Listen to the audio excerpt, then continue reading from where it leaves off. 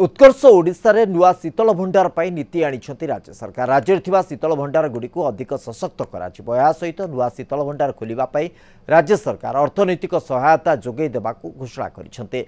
एथि सहित जराजीर्ण अवस्था रे रहितबा शीतल भंडार गुडीकर पुनरुद्धार कराजिबो, जाहाकू नै खुशी व्यक्त करिसंती शीतल भंडार मालिक संघ। संघ कहिछि आमे दीर्घदिन हबो जहा दाबी रखुतिलु सेति भितरु किछि पूरण होइछि। सरकार 5 कोटी पर्यंत सब्सिडी घोषणा करिसंते। आगामी 7 वर्ष पाई विद्युत बिल रे 50% रिहाती घोषणा करिसंते। आगामी दिन रे शीतल भंडार खाली पड़िबो नै। शीतल भंडार आखपाख अंचलवासी को चाष करबा पाई प्रोत्साहन दियाजिबो।